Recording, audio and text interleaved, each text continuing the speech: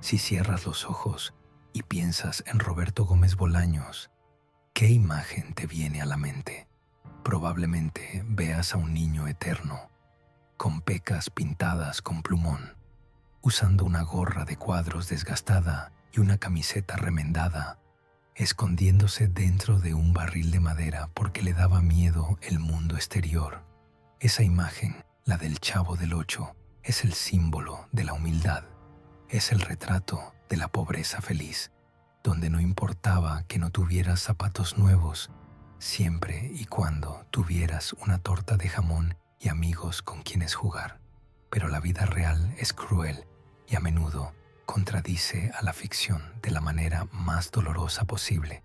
El hombre que creó ese universo de sencillez no tuvo un final sencillo.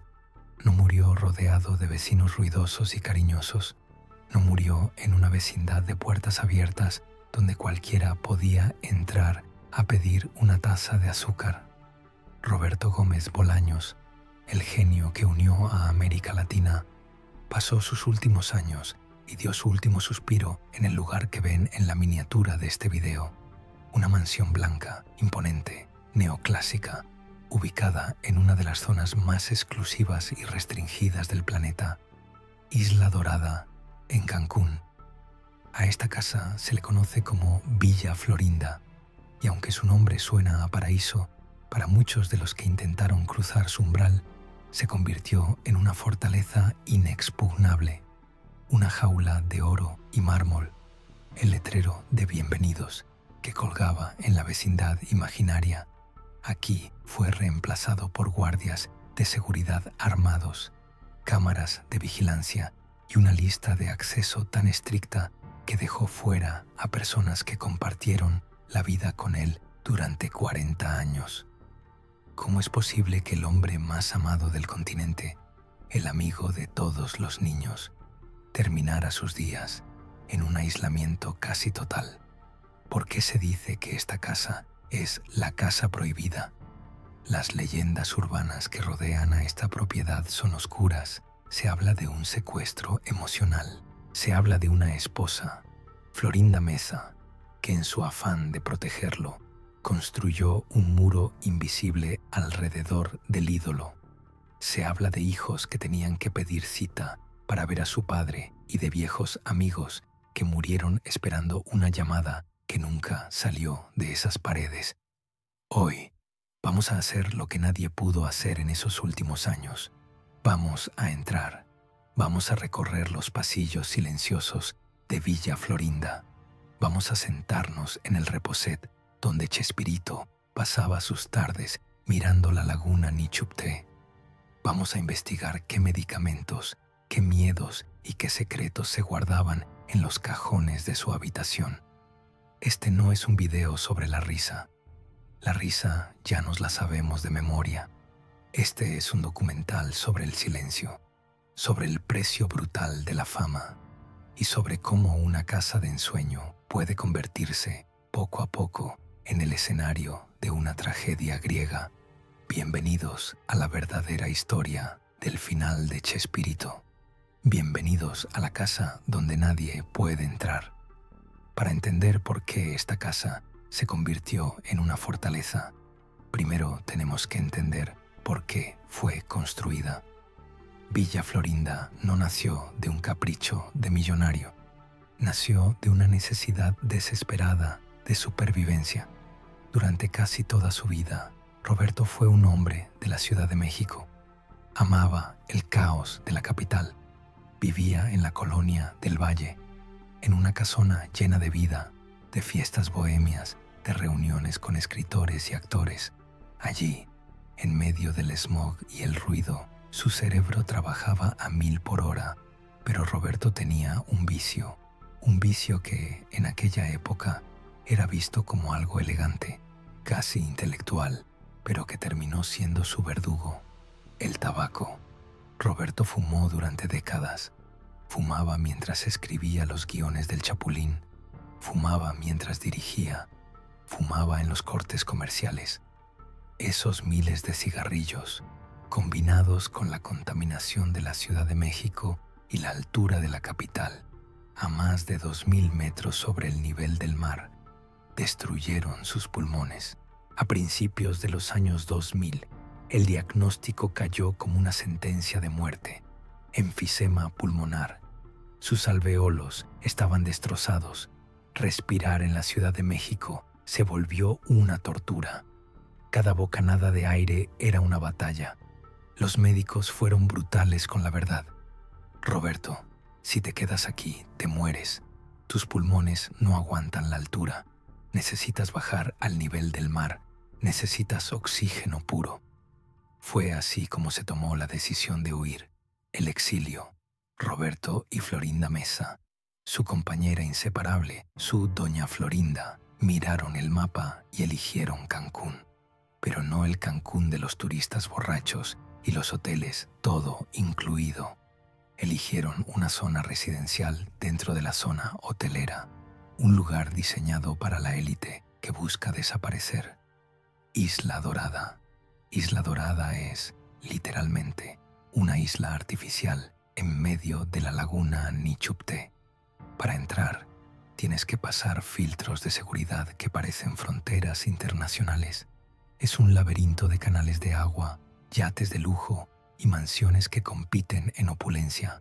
Allí, el ruido del mundo no existe. La construcción de Villa Florinda fue un proyecto titánico. La casa fue diseñada específicamente para las necesidades de un enfermo que también era una leyenda. Tenía que ser cómoda, accesible para sillas de ruedas, pero también tenía que ser hermosa, inspiradora, arquitectura neoclásica, columnas blancas, pisos de mármol frío para combatir el calor del trópico, grandes ventanales de piso a techo que miraban directamente al agua, permitiendo que la luz inundara cada rincón. Tenía su propio muelle, donde Roberto soñaba con salir a navegar en un pequeño barco. Tenía jardines tropicales diseñados para atraer pájaros, porque a Roberto le encantaba ver la naturaleza. Tenía una sala de cine privada, una biblioteca inmensa y, lo más importante, un sistema de aire acondicionado y filtración de grado hospitalario. Cuando se mudaron, alrededor del año 2009 de forma permanente, parecía el plan perfecto, el paraíso de Chespirito. Al principio, la vida en Cancún era idílica. Los vecinos cuentan que veían a Roberto paseando en un carrito de golf por las calles adoquinadas del condominio. Saludaba con la mano, sonreía. A veces iba al supermercado acompañado de Florinda. Parecía que el aire del mar le había devuelto la vida. Pero el enfisema es una enfermedad traicionera y progresiva. Es un ladrón lento. Poco a poco, los paseos en el carrito de golf se hicieron menos frecuentes. Luego, dejaron de ocurrir. Roberto empezó a depender del oxígeno suplementario las 24 horas del día. Una manguera transparente conectada a su nariz se convirtió en una extensión de su cuerpo. Su movilidad se redujo. Sus piernas, esas piernas ágiles que saltaban como el chapulín colorado, se volvieron débiles. La silla de ruedas pasó de ser una opción a ser una cárcel con ruedas, y a medida que su cuerpo se encerraba en sí mismo, la casa también empezó a cerrar sus puertas. Fue en este periodo, entre 2010 y 2014, cuando Villa Florinda dejó de ser un hogar y se transformó en la casa prohibida. La dinámica cambió. Florinda Mesa, asumiendo el rol de cuidadora principal, enfermera jefa y guardiana del legado, tomó el control absoluto de quién entraba y quién salía. Y aquí comienza la controversia. ¿Fue protección o fue posesión? Los amigos de la Ciudad de México llamaban al teléfono fijo. Queremos ir a ver a Roberto. La respuesta, según muchos testimonios que veremos más adelante, solía ser evasiva. Está dormido. Hoy no se siente bien. El médico prohibió las visitas. Rubén Aguirre, el querido profesor Girafales, vivía en Puerto Vallarta, también al nivel del mar, Intentó comunicarse muchas veces. Quería ver a su amigo. Quería recordar los viejos tiempos. Pero la barrera era invisible y sólida. La mansión se volvió silenciosa. Los empleados domésticos firmaban contratos de confidencialidad estrictos. Nadie podía hablar de lo que pasaba adentro. Estaba Roberto triste. Estaba escribiendo. Sabía él que sus amigos lo estaban buscando. La casa, tan hermosa por fuera, por dentro se estaba llenando de equipos médicos, tanques de oxígeno en las esquinas, enfermeros de turno. La sala de estar se convirtió en una sala de espera de hospital y en medio de todo ese lujo estéril, el niño del barril se estaba apagando, lejos de los aplausos, mirando el agua de la laguna a través de un vidrio que no se podía abrir. En la siguiente parte de este documental vamos a cruzar esos vidrios. Vamos a analizar la vida cotidiana dentro de la mansión. Hablaremos del conflicto más doloroso de todos, la Guerra Fría con Carlos Villagrán, Kiko, y María Antonieta de las Nieves, la Chilindrina. ¿Por qué sus nombres estaban prohibidos en la casa? ¿Qué pasó realmente cuando intentaron acercarse? Y revelaremos el refugio digital de Roberto, su cuenta de Twitter, la única ventana que Florinda no pudo cerrar del todo. Si lográramos burlar la seguridad de Isla Dorada y entrar a la sala principal de Villa Florinda entre los años 2010 y 2014, nos encontraríamos con una escena que rompería el corazón de cualquier fanático. El silencio. Eso es lo primero que notarías. En la casa del hombre que hizo reír a 300 millones de personas, ya no había risas estruendosas. El sonido ambiente era el zumbido rítmico y monótono de los concentradores de oxígeno. Pip, pip, sha. La banda sonora de la enfermedad. La vida diaria de Roberto estaba regida por una disciplina casi militar.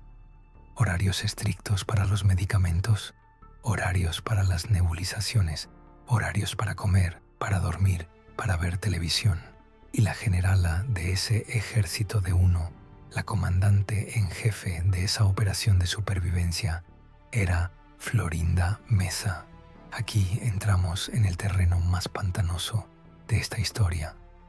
La figura de Florinda es, sin duda, la más polarizante de la televisión latina. Para algunos es la heroína incomprendida, la mujer que sacrificó su propia carrera, su belleza y su libertad para convertirse en la enfermera de tiempo completo de un hombre 20 años mayor que ella. Dicen los médicos cercanos que sin los cuidados obsesivos de Florinda, Chespirito habría muerto 5 o 6 años antes. Ella era su filtro renal, su pulmón artificial, su memoria. Pero para otros, especialmente para los viejos amigos y parte de la familia, Florinda se convirtió en la carcelera, en la dueña de las llaves de la jaula. Se dice que ella desarrolló un celo protector que cruzó la línea hacia la posesión. Nadie lo cuida como yo. Parecía ser su lema. Y bajo esa premisa, empezó a filtrar el mundo exterior. El teléfono de la mansión se convirtió en un muro. Cuando llamaban los viejos compañeros, las respuestas eran cortantes. Roberto está descansando. Roberto no puede alterarse. Llamen después. Pero el después nunca llegaba. Hablemos de los nombres prohibidos. La lista negra de Villa Florinda. Había 2 personas cuya presencia física estaba vetada terminantemente en esa propiedad. 2 personas que fueron fundamentales en el éxito de Chespirito, pero que terminaron siendo enemigos en la vida real. Carlos Villagrán, Kiko y María Antonieta de las Nieves, la Chilindrina. El caso de Kiko es el más dramático. Durante 40 años, Roberto y Carlos vivieron en guerra. Se pelearon por los derechos del personaje de Kiko. Se pelearon por el ego y, según las leyendas de pasillo, se pelearon por el amor de Florinda Meza en el pasado.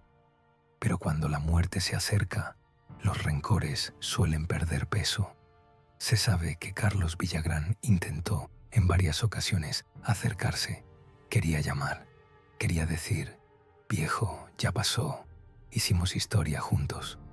Pero esa llamada nunca entró. La barrera de Florinda era infranqueable. Ella no perdonaba.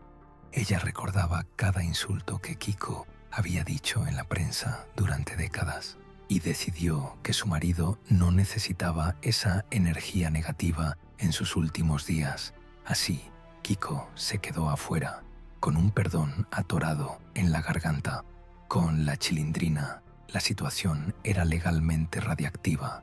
María Antonieta había ganado un juicio largo y doloroso contra Roberto por el uso del nombre La Chilindrina. Eso fue considerado alta traición en la casa de los Gómez Meza. En Villa Florinda, mencionar a La Chilindrina era tabú. No existía. Sus fotos no estaban en las paredes. Era un fantasma. Roberto murió sin volver a ver a su hija de la ficción. Pero, ¿qué pensaba Roberto de todo esto? ¿Era un prisionero o un cómplice? Es difícil saberlo.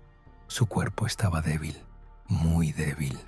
A veces, cuando falta el oxígeno, falta la voluntad para pelear. Quizás para Roberto era más fácil dejar que Florinda tomara las decisiones, dejar que ella fuera la villana que mantenía a la gente lejos, mientras él se refugiaba en su mente. Porque aunque su cuerpo estaba encerrado, su mente seguía volando. En una esquina de la casa, Roberto tenía su refugio, su computadora. Allí descubrió Twitter.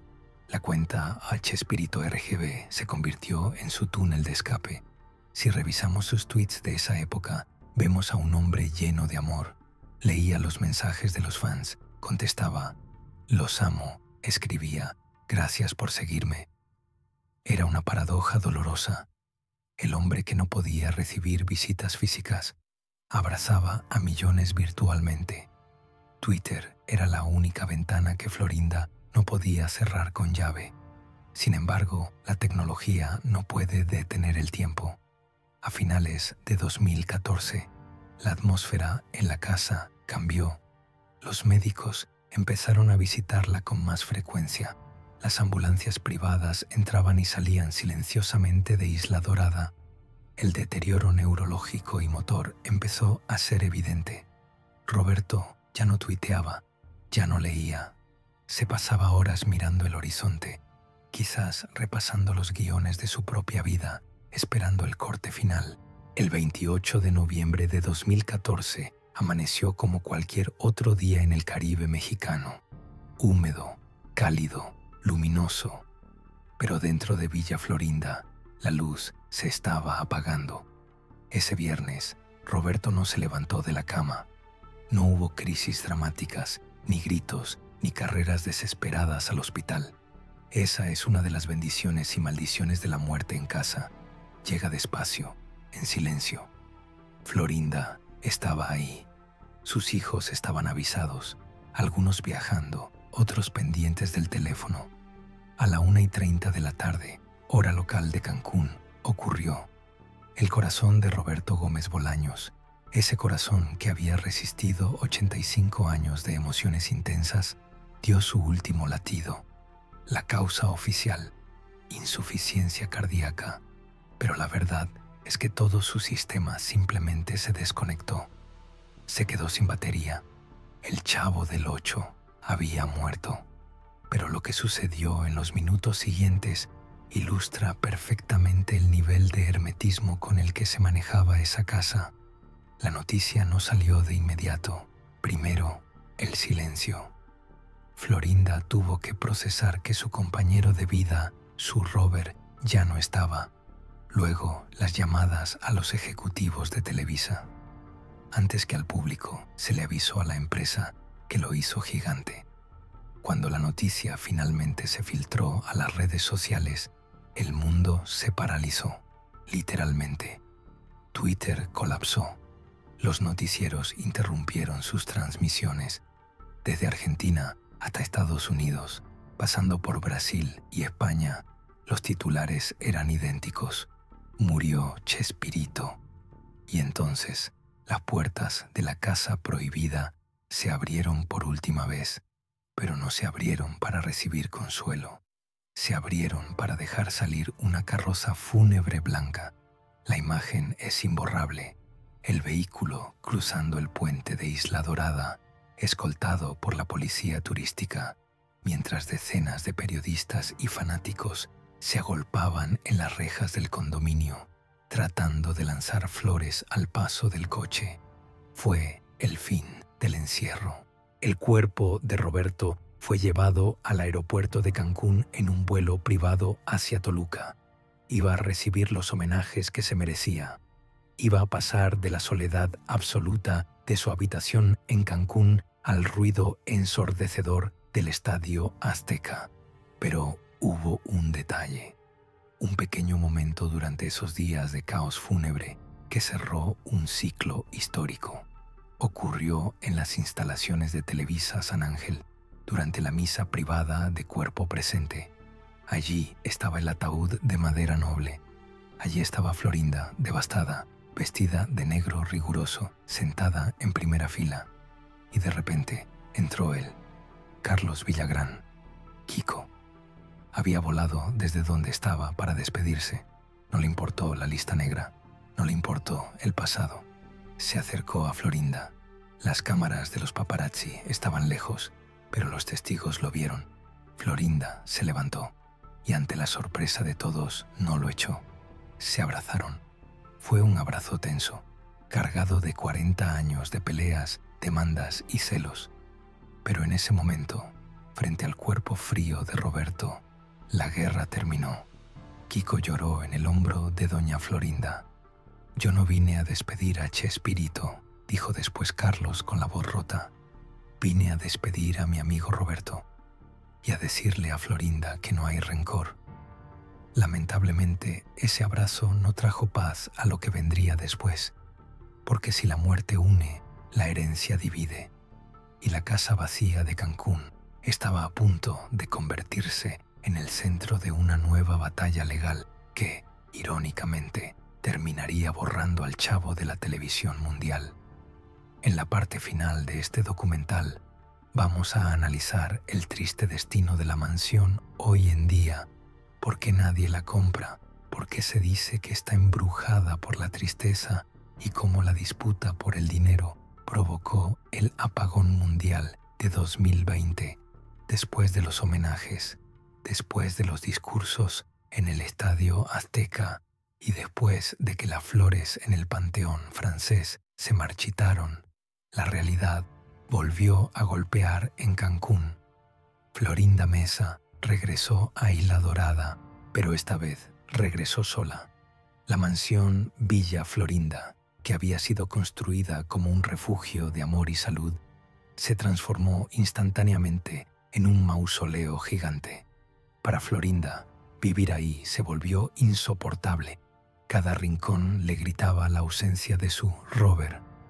El reposet vacío, la biblioteca silenciosa, el muelle donde nunca pudieron navegar juntos. Decidió ponerla en venta.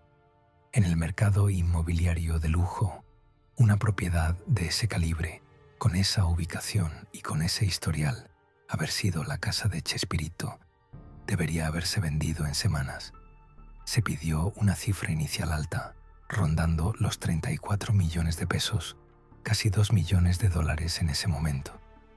Pero pasó algo extraño. Nadie la compraba. Pasaron los meses, pasaron los años, el precio bajó y la casa seguía ahí, estática, acumulando salitre y olvido. Empezaron a surgir rumores, leyendas urbanas alimentadas por los vecinos y por la prensa sensacionalista.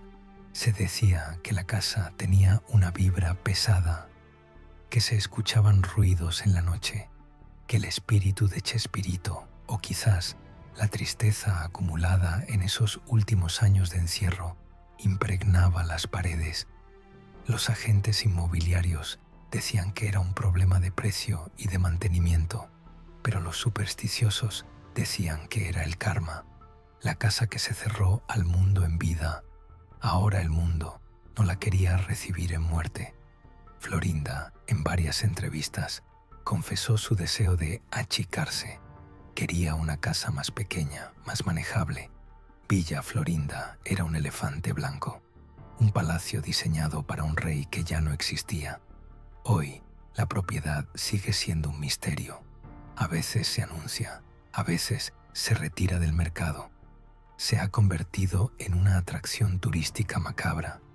Los barcos de turistas pasan por los canales de Isla Dorada y los guías señalan la fachada blanca. Ahí murió el Chavo del Ocho. Y los turistas toman fotos de una casa que parece estar llorando por dentro. Pero si pensaban que el abandono de la casa era triste, lo que sucedió 6 años después de su muerte fue una tragedia cultural sin precedentes. El 1 de agosto de 2020, en medio de una pandemia mundial que tenía a millones de personas encerradas en sus casas buscando consuelo y risas, ocurrió lo impensable. De repente, sin previo aviso, las pantallas se fueron a negro. En Brasil, donde Chávez es casi una religión, la señal se cortó. En México, el canal de las estrellas dejó de transmitirlo. En Colombia, Argentina, Perú, el Chavo del Ocho, el Chapulín Colorado y Chespirito desaparecieron del aire. No fue una falla técnica, fue un asesinato legal. ¿Qué pasó? Resulta que la herencia de Roberto Gómez Bolaños estaba dividida en 2 partes que, como el agua y el aceite, no se mezclaban bien. Por un lado estaba Televisa, la empresa gigante que posee los derechos de las grabaciones físicas, los videos, los másters. Por otro lado estaba el grupo Chespirito, liderado por Roberto Gómez Fernández, el hijo del comediante, que posee los derechos de propiedad intelectual, los personajes, los guiones, la marca. El contrato entre ambas partes venció el 31 de julio de 2020. Tenían que renovarlo, tenían que ponerse de acuerdo en el dinero, pero no lo hicieron. La avaricia, el orgullo o la mala gestión, nunca sabremos los detalles exactos de esa mesa de negociación, provocaron la ruptura. Televisa dijo, no pagamos más. El grupo Chespirito dijo, entonces no transmiten más.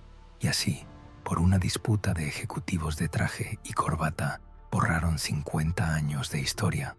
Fue el segundo encierro de Chespirito. Primero, Florinda lo encerró en la casa de Cancún por salud. Ahora, los abogados lo encerraban en un cajón legal por dinero. La reacción de Florinda Mesa ante esto fue desgarradora. Aunque ella no tenía voto en la negociación, los derechos los manejan los hijos del primer matrimonio. Usó su voz en Twitter para gritar lo que todos pensábamos. Escribió, ¿qué opino de que se deje de transmitir el programa, aunque no tengo nada que ver? Creo que justo ahora, cuando el mundo más necesita diversión, hacer esto es una agresión hacia la gente. Es una medida poco inteligente. Es triste comprobar cómo en tu propia casa, a la que le has dado millones de dólares, es donde menos te valoran. Por primera vez, Florinda y los fans estaban del mismo lado. La casa prohibida de Cancún se convirtió en una metáfora perfecta del legado. Nadie puede entrar a la casa física y nadie puede entrar a la vecindad en la televisión. El bloqueo es total. Hoy, si quieres ver al Chavo, tienes que recurrir a grabaciones piratas en YouTube o DVDs viejos. Las nuevas generaciones están creciendo sin saber quién es Don Ramón o Kiko.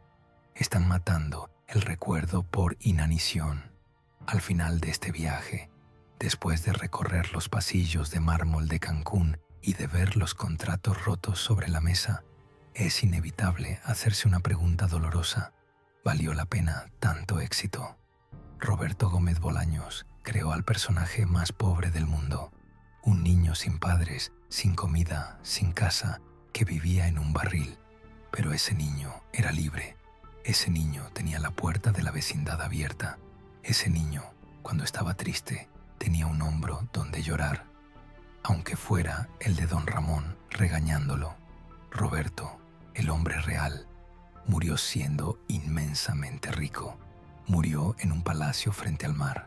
Murió siendo una leyenda, pero murió preso, preso de su enfermedad, preso de los celos de su esposa y ahora, después de muerto, preso de la ambición de sus herederos y de una televisora. La Casa Prohibida no es solo el edificio en Isla Dorada. La Casa Prohibida es la industria que olvidó que el arte no es mercancía, sino patrimonio del alma. Quizás, y solo quizás, Roberto era más feliz cuando vivía en su imaginación, dentro de ese barril de madera, que cuando vivía en su mansión de hormigón. Porque en el barril cabían todos, en el barril cabían la risa, la inocencia y la esperanza. En la mansión de Cancún, al final, solo cabía el silencio. Nadie puede entrar, dice el título de este video, pero se equivocan. Nadie puede entrar a la casa de ladrillo, pero a la vecindad de nuestra memoria, a ese lugar donde el chavo siempre está a punto de comerse su torta de jamón. A ese lugar nadie nos puede prohibir la entrada. Ahí, Chespirito sigue vivo. Ahí, las puertas siempre están abiertas. Gracias por todo, chavo. Perdónanos por haberte fallado en el mundo real.